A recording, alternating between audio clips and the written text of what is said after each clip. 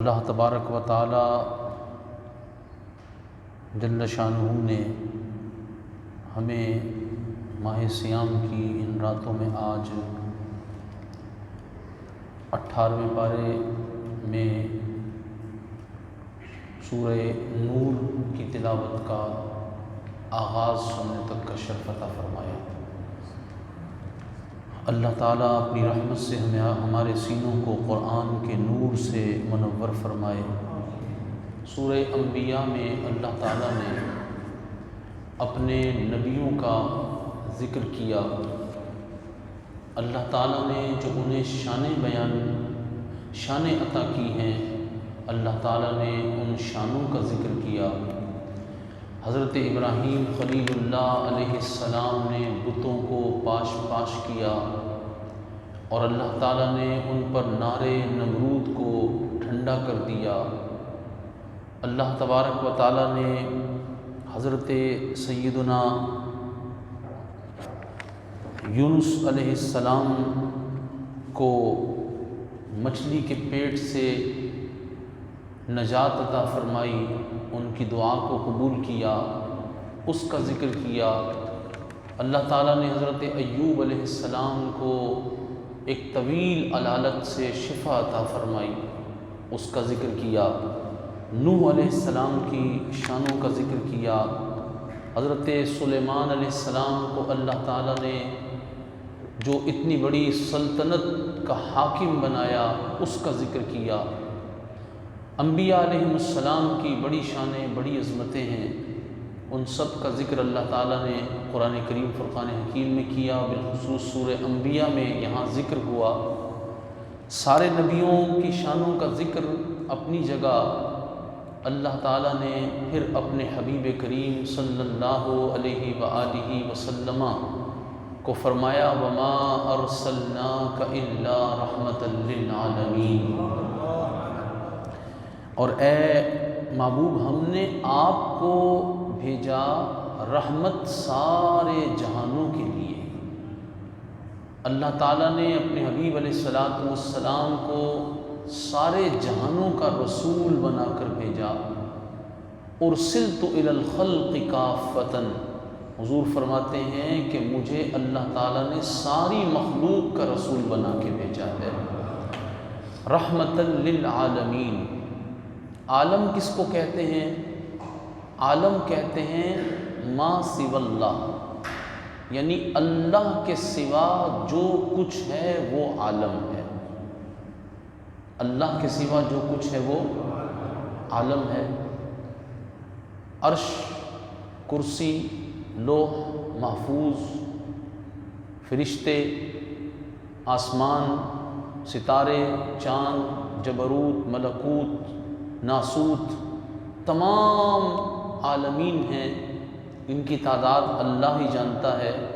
بعض علماء فرماتے ہیں کہ 18,000 عالم اللہ تعالیٰ نے پیدا فرمائے، اور ہر عالم میں پھر عالم ہے، عالم اجسام ہے، عالم ارواح ہے۔ اللہ کریم فرماتا ہے محبوب میں نے آپ کو تمام عالمین کے لیے رحمت بنا کر بھیجا۔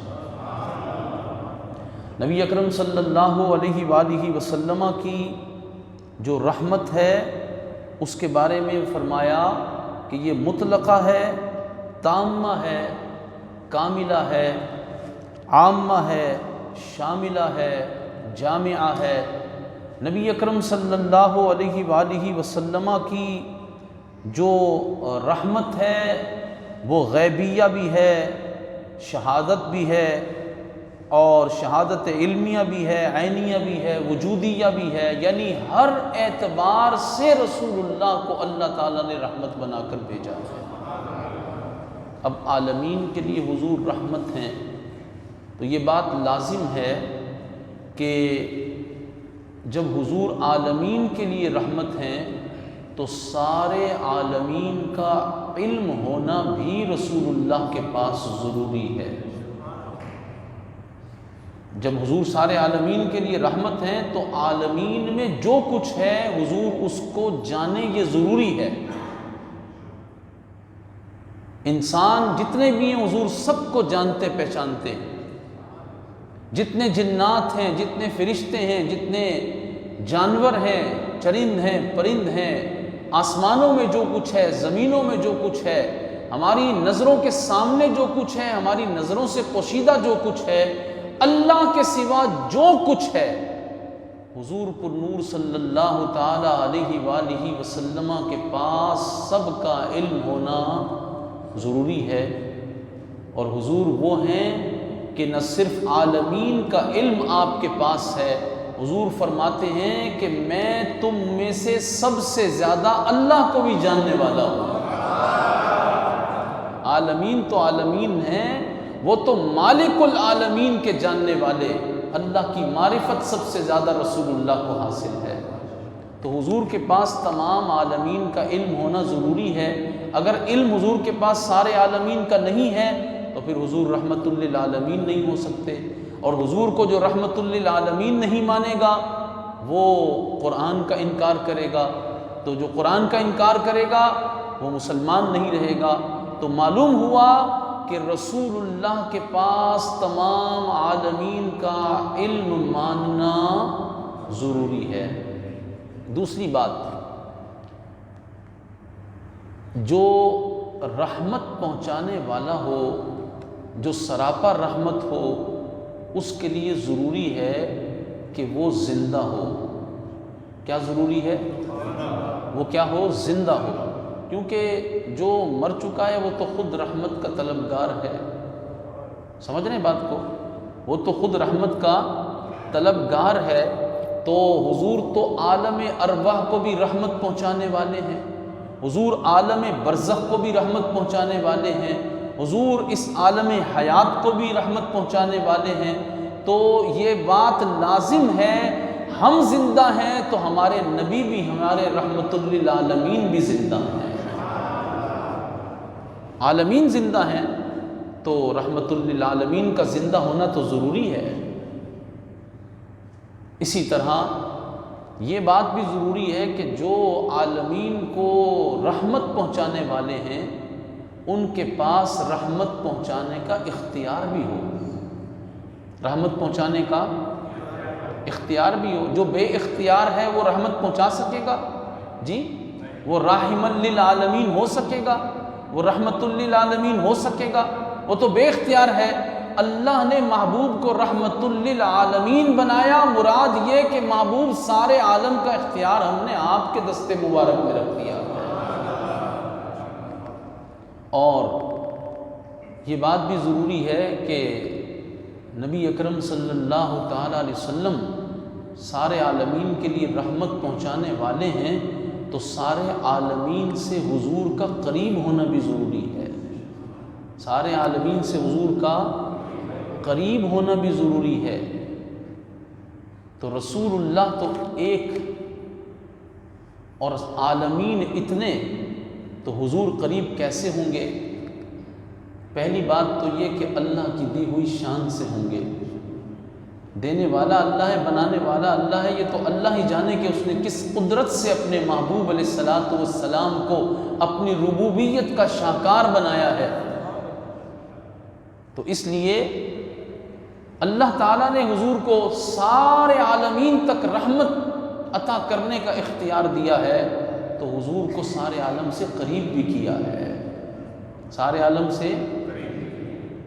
اور اس کی ایک وجہ یہ ہے کہ دیکھیے، ایک ہے لطافت اور ایک ہے کثافت۔ جو کثیف چیز ہوتی ہے وہ سب سے قریب نہیں ہو سکتی، اس کی قربت جو ہے وہ ایک حد تک ہو سکتی ہے، لیکن جو چیز لطیف ہوتی ہے وہ ایک مقام سے بہت سارے لوگوں کے قریب ہو سکتی ہے۔ اس کی مثال ہے ہوا۔ کیا ہے؟ ہوا۔ ہوا لطیف چیز ہے۔ آپ کو نظر آتی ہے ہوا؟ کسی نے ہوا دیکھی؟ ہوا دیکھی نہیں۔ ہوا لطیف ہے، یہ اللہ کی ایسی مخلوق ہے ہوا کہ ایک مقام سے اللہ نے اس کو جاری فرمایا اور یہ ہر شخص تک پہنچی ہوئی ہے۔ ہوا ہر شخص تک پہنچی ہوئی ہے۔ اور آپ اور میں بغیر ہوا کے زندہ نہیں رہ سکتے، ہم بغیر ہوا کے زندہ نہیں رہ سکتے۔ تو ایک ہوا جو ہے وہ ہے اللہ کی مخلوق، وہ ایک ہو کر سب کے قریب ہے۔ تو اللہ کے حبیب اللہ کی مخلوق میں سب سے اعلیٰ و ارفع ہے۔ حضور ہوا سے افضل ہیں کہ نہیں؟ جی، ہوا کی تو یہ حیثیت ہے کہ غزوہ خندق کی رات ایک ہوا نسیم صبح ہو دوسری ہوا سے شمیم سے کہہ رہی تھی کہ آؤ رسول اللہ کی مدد کے لیے حاضر ہو جائیں، حضور کی غلامی کریں، آ کے چلو صحابہ کی مدد کے لیے چلتے ہیں۔ غزوہ خندق میں اس تیزی کے ساتھ ہوا چلی کہ کافروں کے خیمے اڑا کر رکھ دیے۔ تو ہوا تو حضور کی غلامی کے لیے ہے، تو جو ہوا ہے وہ حضور کی غلامی کے لیے ہے، ایک ہو کر سارے عالم میں پھیلی ہوئی ہے۔ اللہ کے محبوب کی شانیں کیسی ہیں، سارے عالم سے حضور کا قریب ہونا کیا مشکل ہے۔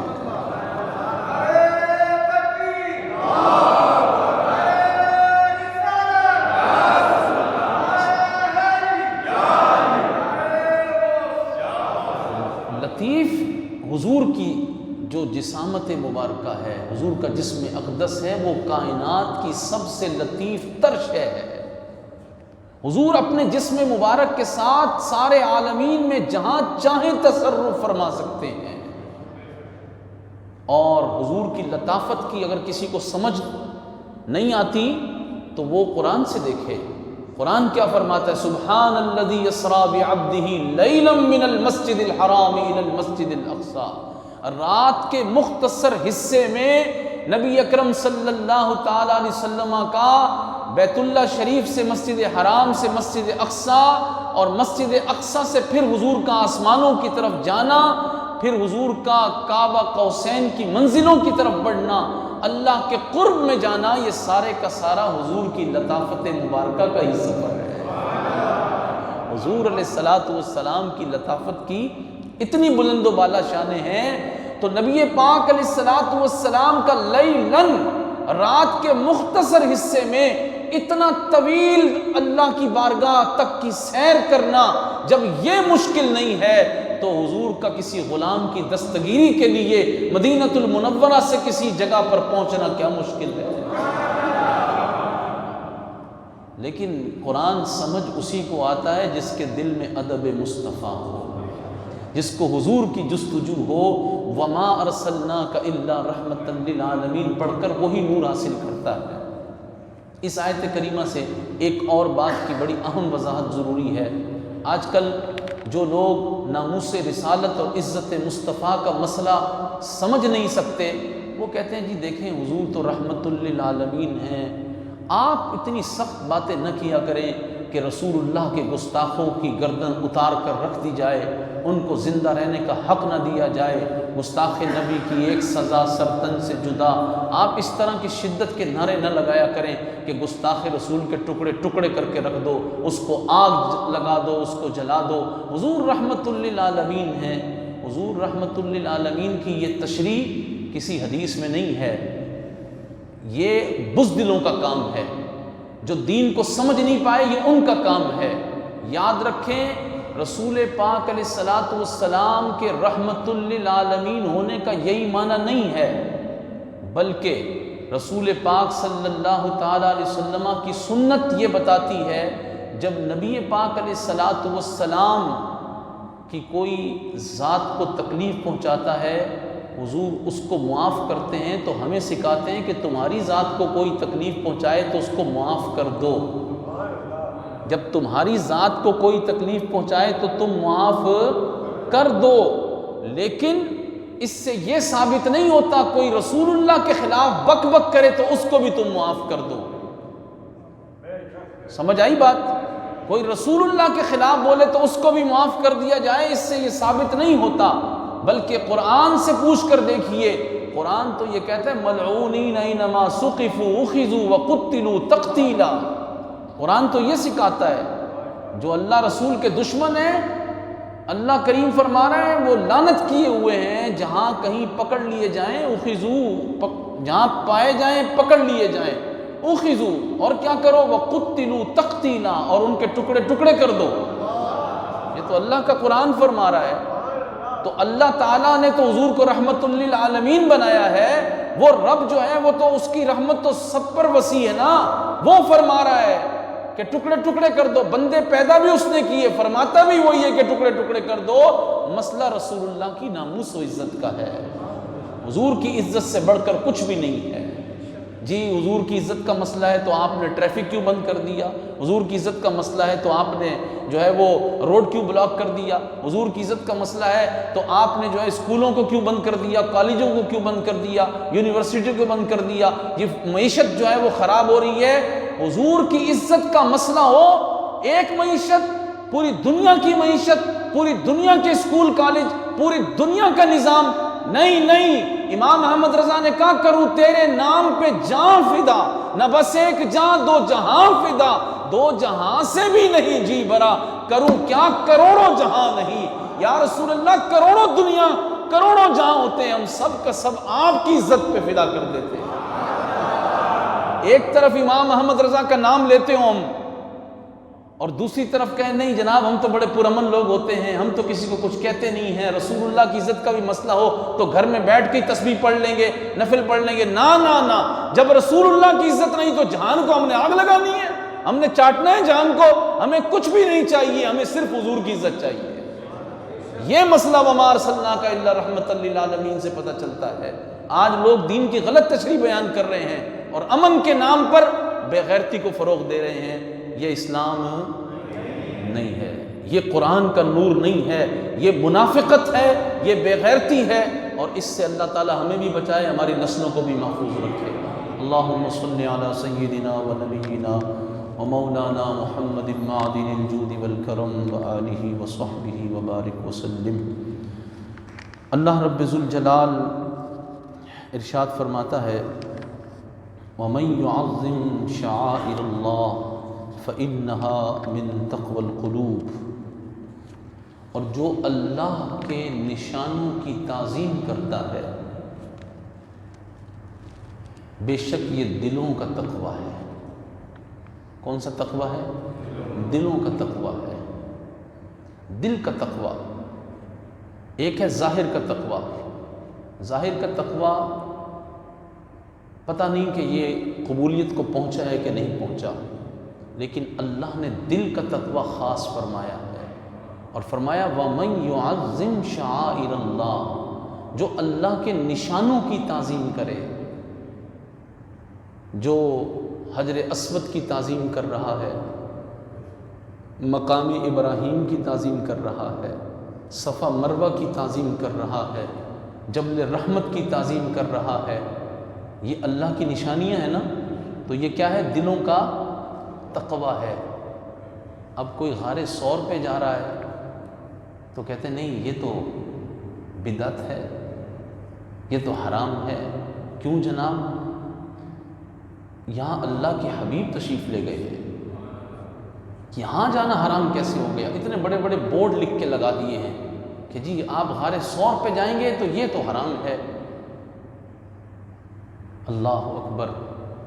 قرآن فرما رہا ہے کہ صفا مروہ جہاں حضرت سیدہ ہاجرہ کے قدم لگے، ان الصفا والمروہ من شعائر اللہ، بے شک صفا مروہ اللہ کی نشانیوں میں سے ہیں، اور جہاں رسول اللہ نے 3 راتیں غار ثور میں قیام فرمایا، جہاں قرآن نازل ہوا، ثانی اثنین اذ ہما فی الغار، اللہ نے اس غار کو غار کہا، اس کی عظمت کو بیان کیا ہے نا۔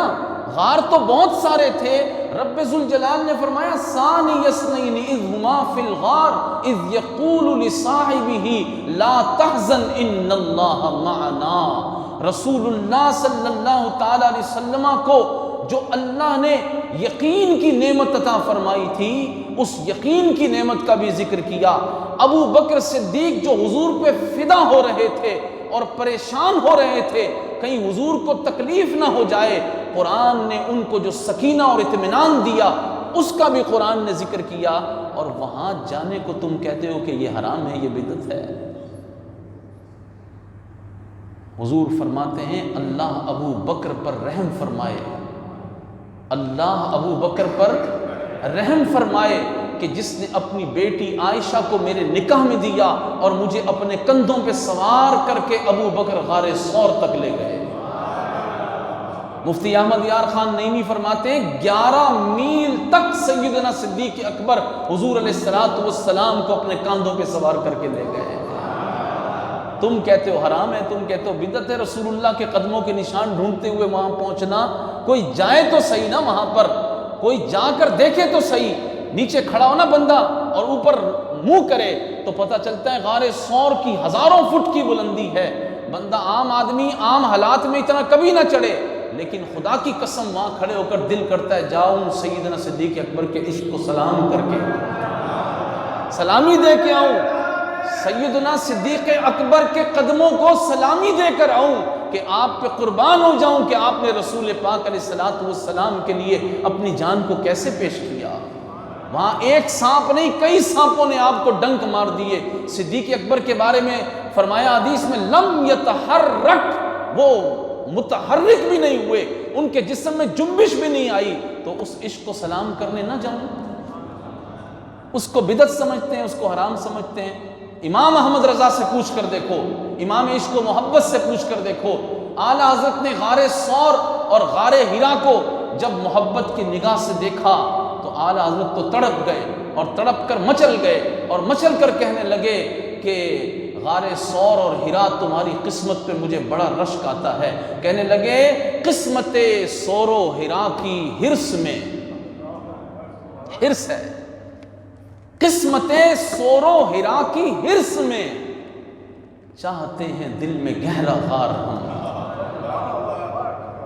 چاہتے ہیں دل میں گہرا غار ہم، کاش ہمارے دل میں بھی گہرا غار ہوتا، ایسا غار ہوتا، کیونکہ غاروں میں جانا رسول اللہ کو پسند ہے نا۔ حضور غار حرا میں تشریف لے جاتے اور سیدہ خدیجۃ الکبریٰ کھانا رکھ کر وہاں جاتی، حضور کھانے کی طرف بھی التفات نہ فرماتے، اللہ کی محبت میں اتنے خود رفتہ حضور رہتے۔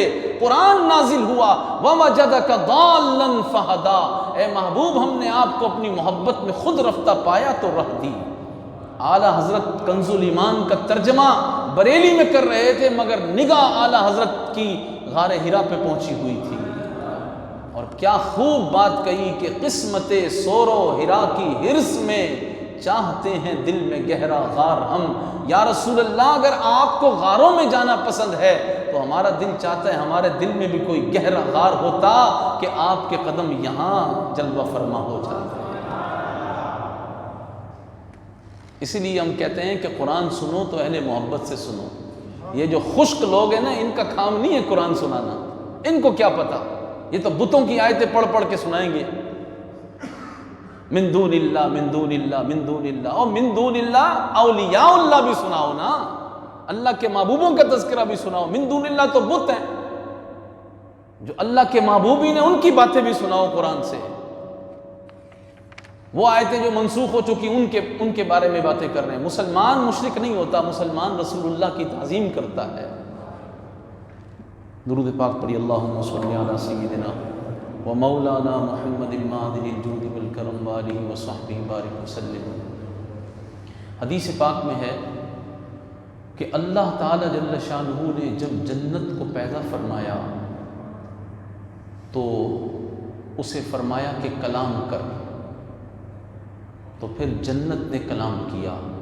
وہ کلام یہ ہے، بسم اللہ الرحمن الرحیم، قد افلح المؤمنون، بے شک مراد کو پہنچے ایمان والے، الذین هم فی صلاتهم خاشعون، جو اپنی نمازوں میں گڑ گڑاتے ہیں، والذین هم عن اللغو معرضون، اور وہ جو کسی بے ہدہ بات کی طرف التفات نہیں کرتے، والذین هم للزکاة فاعلون، اور وہ کہ زکوٰۃ دینے کا کام کرتے ہیں، والذین هم لفروجهم حافظون، اور وہ جو اپنی شرم گاہوں کی حفاظت کرتے ہیں، الا علی ازواجہم او ما ملکت ایمانہم فانہم غیر ملومین، مگر اپنی ازواج شرعی باندیوں اور جو ان کے ہاتھ کی ملک ہیں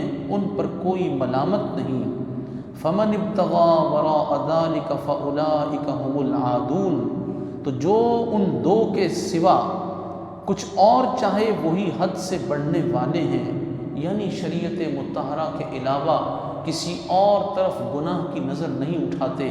والذین هم لاماناتہم وعہدہم راعون، اور وہ جو اپنی امانتوں اور اپنے وعدے کا پاس رکھتے ہیں۔ والذین هم علی صلواتہم یحافظون، اور وہ جو اپنی نمازوں کی حفاظت کرتے ہیں۔ اولئک هم الوارثون، یہی لوگ وارث ہیں۔ الذین یرثون الفردوس ہم فیہا خالدون، کہ فردوس یعنی جنت الفردوس کی میراث پائیں گے اور وہ اس میں ہمیشہ رہیں گے۔ یہ کلام جنت نے کیا، یعنی یہ آیات تلاوت کی تو اس میں جن لوگوں کا ذکر کیا گیا، جن خوبیوں کا ذکر کیا گیا، سب سے پہلی بات یہ فرمائی گئی جتنی خوبیاں ہیں وہ ڈپینڈ کرتی ہیں کس پر؟ ایمان پر۔ قد افلح المؤمنون، کامیابی کس کے لیے ہے؟ ایمان والوں کے لیے۔ کلمہ پڑھے، نماز پڑھے، روزہ رکھے، حج کرے، زکوٰۃ دے، پیٹھ اس کی دوہری ہو جائے، رکوع کر کر کے سجدوں کے نشان پڑ جائیں، سب کچھ کرے لیکن ایمان نہ ہو تو کچھ بھی نہیں ہے۔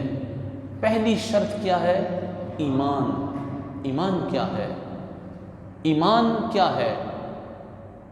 ایمان رسول پاک صلی اللہ علیہ وسلم کی تعظیم، توقیر، عزت، تکریم کا نام ہے۔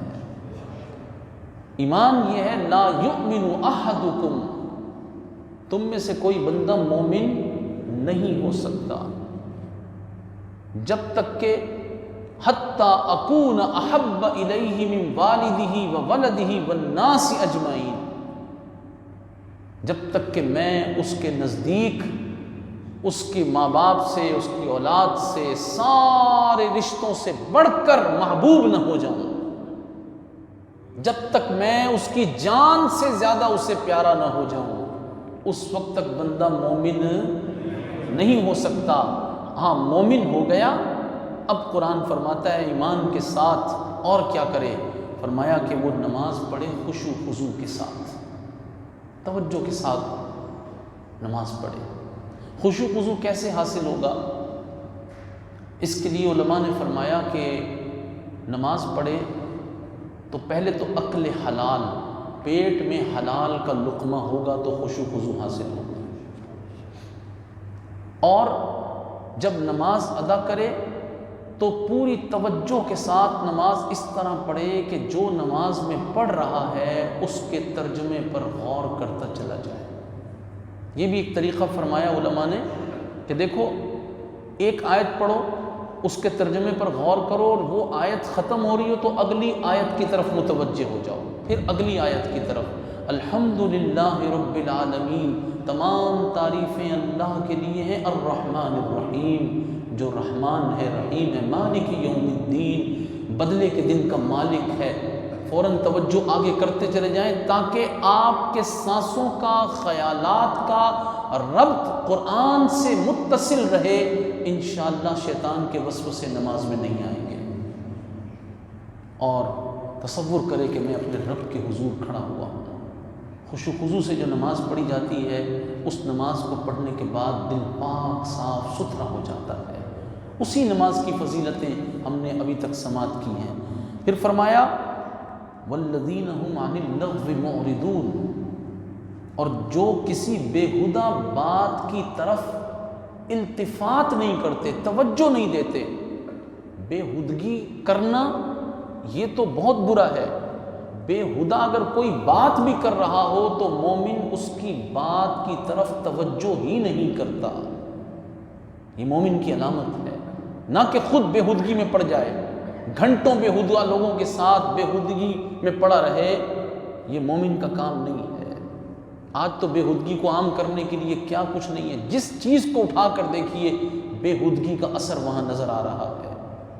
ایک قرآن ہے جو بچانے والا ہے، ایک رسول اللہ کا تصور ہے جو بچانے والا ہے، ایک حضور کے دین کی خدمت ہے جو بچانے والی ہے۔ پھر فرمایا والذین هم للزکاۃ فاعلون، اور جو زکوٰۃ دینے کا کام کرتے ہیں۔ زکوٰۃ اگر کسی شخص پر فرض ہو گئی ہے تو وہ انتظار نہ کرے، اسی دن اپنی زکوٰۃ کو ادا کرے، تاخیر نہ کرے۔ تاخیر کرے گا تو گنہگار ہوگا، اور زکوٰۃ ہمیشہ مال میں برکت لاتی ہے۔ جیسے جسم سے میل ہٹ جائے تو بندے کی صحت کیا ہوتی ہے؟ اچھی ہوتی ہے، تر و تازہ ہو جاتا ہے۔ جس مال کی زکوٰۃ نکل جائے وہ مال جو ہے برکت لے آتا ہے۔ اور پھر کوئی نفلی صدقات بھی کر دے ساتھ میں اور بڑھا کر دے دے تو پھر اس کی برکتیں بھی اس کی زندگی میں بہت ہوتی ہیں۔ پھر فرمایا کہ والذین هم لفروجہم حافظون، اگلی 3 آیتوں میں شرم و حیا کا درس دیا گیا۔ نبی اکرم صلی اللہ تعالیٰ علیہ وسلم نے ارشاد فرمایا جو مجھے 2 چیزوں کی حفاظت کی ضمانت دے دے میں اسے جنت کی ضمانت دیتا ہوں۔ فرمایا 2 داڑوں کے درمیان والی چیز اور 2 ٹانگوں کے درمیان والی چیز، اللہ کتنا حیا والا فرمان ہے۔ 2 داڑوں یعنی زبان کو بےہودہ مت چلاؤ، زبان سے کسی کو گالیاں مت دو، تکلیف مت دو کسی مسلمان کو۔ اور ہاں اس کی حفاظت کے لیے یہ بھی بتا دوں کہ جو حضور کا بے ادب ہو اس کے لیے تو پھر قرآن کی آیات کی تلاوت بھی کرو گے تو وہاں بھی پتہ چلے گا کہ زبان بڑی سخت چلانے کا حکم ہے۔ سمجھ رہے ہیں بات؟ نرم زبان کا مطلب ہے وہ مسلمانوں کے لیے نرم ہو، جو اللہ رسول کا گستاخ ہے اس کے لیے مسلمان کے پاس نرم زبان۔ آپ تو بڑی نرمی سے کہہ رہے ہیں نہیں ہو سکتی جی۔ مسلمان کے پاس گستاخ رسول کے لیے نرم زبان، چاہے آپ بوڑھے ہیں، چاہے آپ کمزور ہیں، چاہے آپ لاغر ہیں، لیکن جب رسول اللہ کی ناموس کا مسئلہ آ گیا تو پھر 80 سال کے بوڑھے صحابی وہ بھی جوان کافر کے مقابلے میں کھڑے ہو گئے اور اس کی گھوڑے کی دم پکڑ کے فرمایا اس کو ہلا کے دکھا اگر نہ رہے تو۔ سمجھ آ رہی ہے بات؟ ہاں مسلمان جو ہے وہ آپ نے دیکھا نہیں ہے کہ جو رسول اللہ کے عشق میں مبتلا ہوتے ہیں ان کی زبانیں گستاخوں کے لیے بڑی سخت ہوتی ہیں۔ یہاں پاکستان سے بیٹھ کے وہ فرماتے ہیں گیرٹ وولڈر جہاں ملے اس کو مار دو۔ جب انہوں نے یہاں بیٹھ کے فرمایا تو پورا کفر ہل گیا اور گیرٹ وولڈر اس کے گھٹنے زمین پہ لگ گئے۔ آج تک وہ کہہ رہا ہے کہ خادم حسین رضوی نے میرے خلاف فتویٰ دیا۔ ہاں دیا نا، اور جنہوں نے نہیں دیا نہیں ہم تو کسی کو کچھ کہتے ہی نہیں۔ اتنے سارے لوگ تھے کوئی نہیں بول رہا تھا، حضور کا ایک عاشق اٹھا تو اس نے اس کافر کو روک لیا۔ اگر آج سارے ہی حضور کی عزت و ناموس کے لیے یہی زبان استعمال کریں، صرف زبان ہی استعمال کریں، قسم بخدا کافر جو ہیں ان کے سر زمین پہ لگ جائیں گے۔ لیکن قصور تو ہمارا ہے نا، ہم نے اپنی زبانوں کو اپنی ذات کے لیے تو بڑا سخت کیا ہوا ہے۔ کوئی بول کے دیکھے کسی کو اس کے بخیے ادھیڑ کے رکھ دیتے ہیں، اور جب بات رسول اللہ کی ناموس و عزت کی آئے اوہو ہم تو کسی کو کچھ کہتے ہی نہیں ہیں، بڑے پرامن لوگ ہیں، نہ کسی کو تشویش میں ڈالتے ہیں نہ پریشان کرتے ہیں، بس اللہ اللہ دعا کرتے ہیں۔ اللہ اللہ جو کہہ رہے ہو اس اللہ سے پوچھو نا کہ رسول اللہ کے گستاخ کے بارے میں کیسی زبان چلائیں۔ قرآن پڑھتے پڑھتے اگر تمہاری زبان سخت نہ ہو جائے اُتُلِّمْ بَعْدَ ذَلِكَ زَنِيمٌ، قرآن تو یہ الفاظ استعمال کر رہا ہے جو رسول اللہ کا بے ادب ہے وہ حرام زادہ۔ یہ نرم لفظ ہے جی، آپ بول نہیں رہے، خیر تو ہے، کسی کی محبت میں تو مبتلا نہیں ہو گئے جی۔ یہ لفظ بڑا نرم ہے، اُتُلِّمْ بَعْدَ ذَلِكَ زَنِيمٌ۔ ہاں یہ ملعونین یہ نرم ہے، ان الذین یؤذون اللہ ورسولہ لعنہم اللہ فی الدنیا والآخرہ، یہ نرم لفظ ہے۔ اللہ کی اس پہ دنیا اور آخرت میں لعنت ہو، ہے تو اللہ کا بندہ پھر بھی اللہ لعنت بھیج رہا ہے۔ وَأَعَدَّ لَهُمْ عَذَابًا مُهِينًا، اللہ فرماتا ہے میں نے اس کے لیے ذلت کا عذاب تیار کیا ہوا ہے۔ یہ نرم لفظ ہے، پورا جہنم ابل رہا ہے اس کے لیے جو رسول اللہ کا گستاخ ہے۔ یہ بولی اگر ہم نے بولی ہوتی نا تو آج مجال نہ ہوتی امریکہ میں کہ امریکہ ہمیں رپورٹیں دکھا رہا ہے کہ آسیہ ملونہ جو ہے اس کو رہا کر دیا گیا اور اب باقی جو گستاخ ہیں ان کو بھی ہمارے حوالے کرو۔ اگر ہم نے رسول اللہ کی ناموس و عزت پہ پہرا دیا ہوتا تو ان میں یہ دم خم نہیں تھا کہ وہ بولتے۔ کافر ہمیشہ بزدل ہوتا ہے، اور آج بھی اگر کوئی نہ بولا کہ وہ کہہ رہے ہیں ہم نے آسیہ کو رہا کیا اس لیے پاکستان کی تعریف کر رہے ہیں، اور وہ جنید حفیظ کو بھی مانگ رہے ہیں، اور اس کے علاوہ وہ شکور قادیانی کو وہ لے چکے ہیں اور قادیانیوں کو مانگ رہے ہیں، بار بار مطالبہ کرتے ہیں، اور ان کے مطالبات کو منوانے کی راہیں ہموار کی جا رہی ہیں، اور ہم کیا کر رہے ہیں؟ جی ہم تو رمضان کی تراویح میں مصروف ہیں، ذرا ہم جو ہے وہ ابھی اپنے مریدوں کا ذرا حلقہ احباب بڑھائیں گے، اپنے طلبہ کا حلقہ احباب بڑھائیں گے۔ ہم تو کسی کو ویسے بھی کچھ کہتے ہی نہیں ہیں۔ امریکہ بھلے گستاخ رسول کو پکڑ کے لے جا رہا ہے یہاں سے یا کسی کے ذریعے سے منگوا رہا ہے، ہم تو سیدھے سادے لوگ ہیں، اللہ اللہ کرنے والے بندے ہیں، ہم تو اولیاء کی صف میں ہیں۔ کچھ بھی نہیں ہے، کچھ بھی نہیں ہے۔ اگر رسول اللہ کی عزت و ناموس پہ تمہاری زبان ہی نہ چل سکی تو جی ہاں، آپ حضرات اپنا زاویہ فکر و نظر تبدیل کیجئے اور قرآن پر عمل کرتے ہوئے بولنا سیکھیے گستاخوں کے خلاف، ورنہ کچھ بھی نہیں ہوگا۔ آپ پڑھتے ہیں تراویحاں، کچھ بھی نہیں ملے گا جب تک رسول اللہ کی عزت و ناموس کی پہرے داری نہیں ہوگی۔ اللہ تعالیٰ اپنے محبوب علیہ الصلوۃ والسلام کی محبت نصیب فرمائے۔ تو اللہ تعالیٰ نے زبان کے بارے میں بھی فرما دیا ہے، اور حضور نے فرمایا زبان کے بارے میں کہ زبان کی حفاظت بھی کرنی ہے اور شرم کی چیزوں کی بھی حفاظت کرنی ہے، اور اس کے ساتھ فرمایا کہ اپنی امانت، چاہے وہ اللہ کی امانت ہو چاہے وہ بندوں کی امانت ہو، وہ ان کو ادا کر دی جائے، امانت میں خیانت نہ کی جائے۔ نبی پاک صلی اللہ تعالیٰ علیہ وآلہ وسلم نے امانت کو اس وقت پر ادا کرنے کی کتنی تاکید کی کہ حضور جب ہجرت کی رات جا رہے تھے تو حضرت علی المرتضیٰ کو امانتیں ادا کرنے کے لیے حضور اپنے بستر پر چھوڑ کر گئے، اور فرمایا اپنا وعدہ پورا کرو، اور اس کے ساتھ ساتھ فرمایا کہ اپنی نمازوں کی جو نگہبانی کرتے ہیں، حفاظت کرتے ہیں، یعنی انہیں جماعت کے ساتھ ادا کرتے ہیں، اور اس میں فرائض واجبات تمام چیزوں کا صحیح خیال رکھتے ہیں۔ نماز کے تمام احکامات کو سیکھنا، پھر ان پر عمل کرنا یہ ضروری ہے۔ اور فرمایا یہ جو لوگ ہیں ان کی شانیں کیا ہیں کہ وہ جنت کے وارث ہیں، جنت الفردوس ان کا مقام ہے۔ اللہ تعالیٰ اپنے حبیب کریم صلی اللہ علیہ وآلہ وصحبہ وبارک وسلم کی محبت میں ہم سب کو یہ زندگی گزارنا نصیب فرمائے۔ زندگی امانت رسول اللہ کی ہے، ہر سانس حضور کی امانت ہے، اللہ ہمیں ہر سانس میں حضور کی وفا نصیب فرمائے۔